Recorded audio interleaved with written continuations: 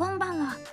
今回の動画はアップデートパーツのインストールとロボットアームの第2関節から第3関節までの組み立てです。このあたりが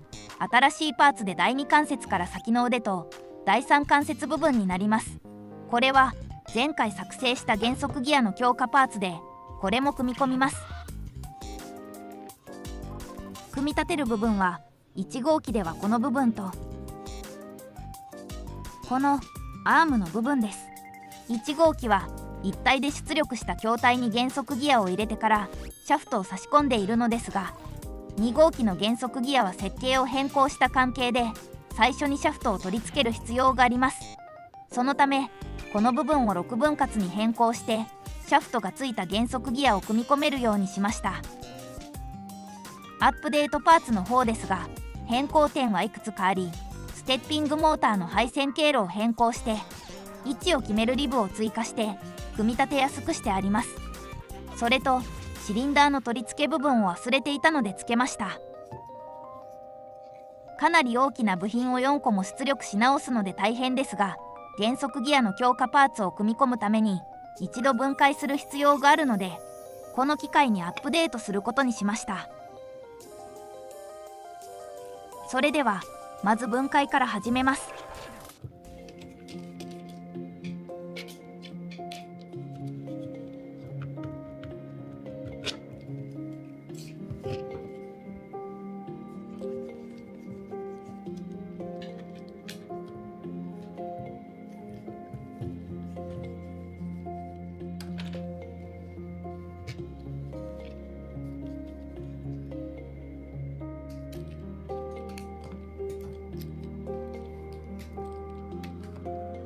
金属パテで作った強化パーツを組み込みます。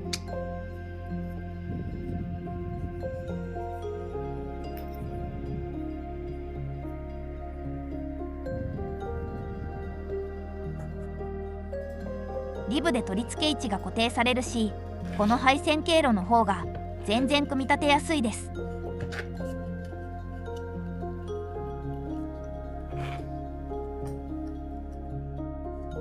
それでは新しいパーツを仕上げて組み立てます。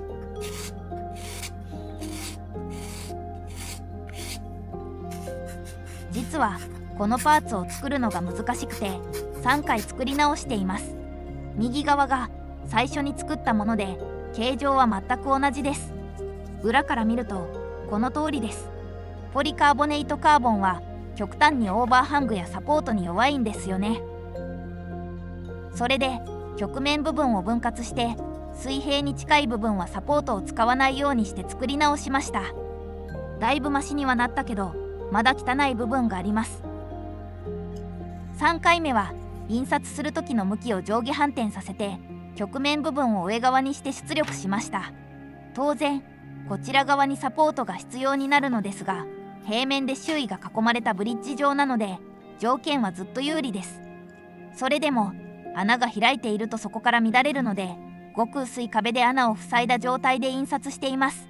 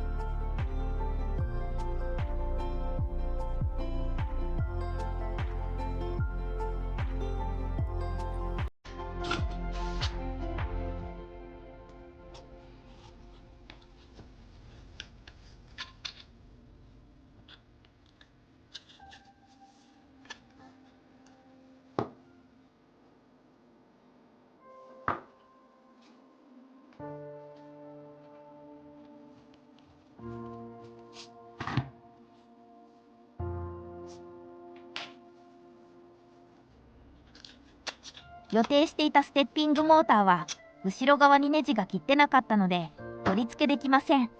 1号機と同じ規格のモーターなのにおかしいなと1号機を確認してみたら、すっかり忘れていたけど、こんな長いネジを使って両側からネジを締めてました。この部分は少し見直そうと思います。とりあえずナットで固定して進めます。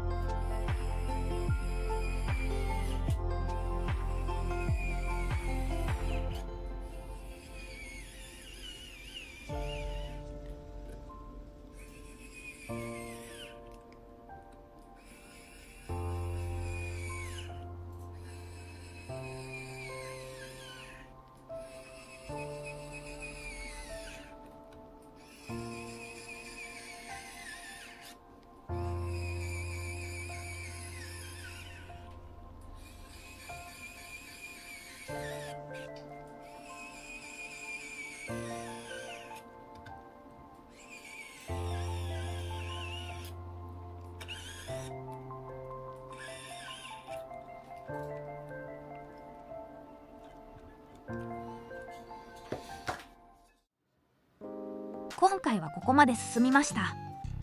どうでしょう。だんだんとロボットアームっぽくなってきましたね。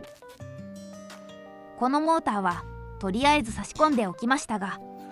設計変更に伴って部品の調達もあるので次回は少し先になりそうです。